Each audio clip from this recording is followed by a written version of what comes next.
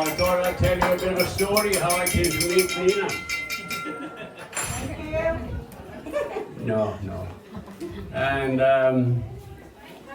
I've been up to Thailand many years with my first wife. And so after that, anyway, I went up to Thailand. Before going up, we talked a lot on the internet. We were internet babies. And we talked for about 2 months, I suppose. And then I went up to Bangkok to meet her. And it was very interesting, because at the time, she had a receptionist job, but she was also heavily committed in donation gathering. Thailand, you mightn't realize it, but every village has a temple. It's like an anthill, the whole country. Everybody's running around looking for donations for the temple. Nina, because she lived in Bangkok, her father had promised the temple for this new gate $25,000. So Nina would be in Bangkok. The father makes a promise and then says to the daughter, go and get me $35,000. Anyway, so Nina then has to contact her immediate cousins from the same village, track them down, organize them to track other ones down from the same village, so it's little cells going everywhere, and she's the center cell. And when it's all over, of course, it's all put on like little Christmas trees and taken up to the temples. And on the way, they have a bit of a ceremony. You've got a couple of youths that blast loudspeakers going when you're taken up to the temple, and the roads are lined with people in the village offering more money. And it is quite amazing that all the time, the country you don't realize is the quest for donations is automatic. It's happening all the time. Yeah, and it's not in the sense the temples the way I know it, where you go for a service to our church or something like that. Temples are more special occasions. The monks, for instance, they get up early in the morning, as you no doubt heard about. They crack of dawn and go around collecting food. And they take it back to the village, and the women of the village cook the food. The monks never cook. And they have their food.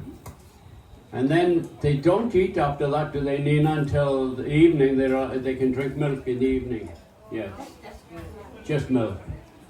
So that's only to illustrate Thailand is amazing. It's just a constant movement of people seeking. That's their whole duty, is to try to keep the temples and make them better. Anyway, so I stayed up there for about 3 weeks, and I came back home for a month, and went back up again. And there was a bit of difficulty getting a visitor visa for Nina, so we built a house up there together. And when I first went there, it was very interesting.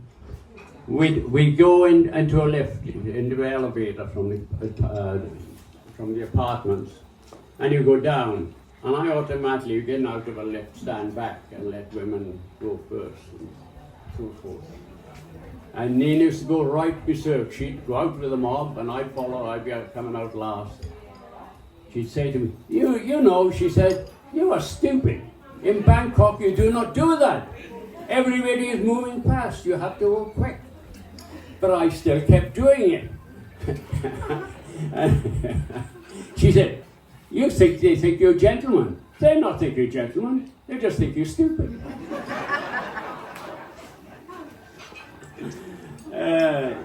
So anyway, I'd only been up there about 5 days, and Nina said, oh, you know, we'll have to talk to my father soon. It was a bit quick after 5 days, I thought, but I said, why? And I said, okay. And then she said, he would be better, probably like it better if we were engaged.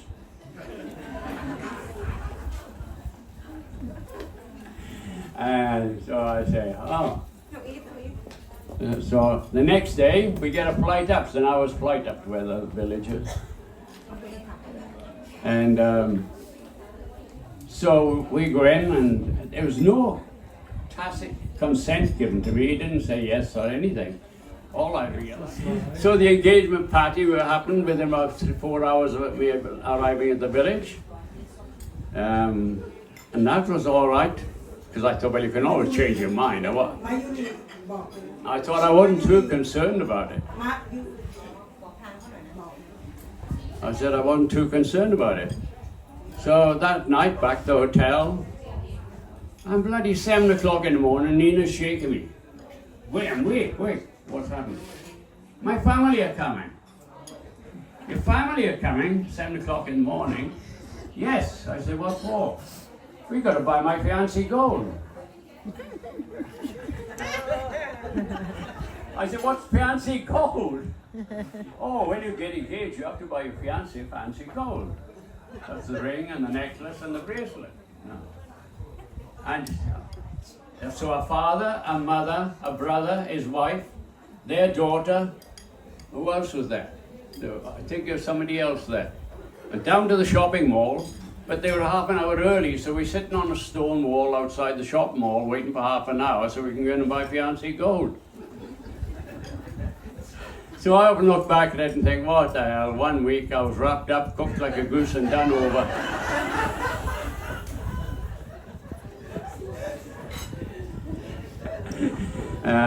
But, you know, it's been 11 years now. I was going to keep this a later, but Nina's been on to me for a long time. She wants us to sing a song at her wedding. See? On to me. And she gets to you by trying to sing it upstairs and all that, and you start feeling bad about it. I say, Nina, no, it won't work. And so anyway, I suddenly melted as the wedding got closer.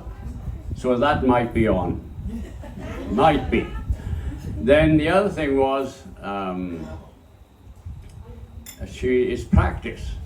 I said, if you're going to sing, we have to practice, you know? But it hasn't happened. There's been no practice. So what else you want me to do? Oh, the other one was, I said to her, what about the wedding night? And he says, what about the wedding night? I said, we have to practice.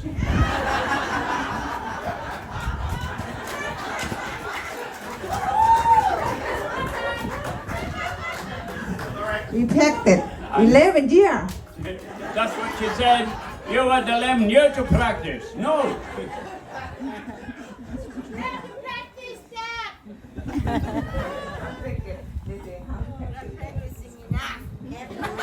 I don't know.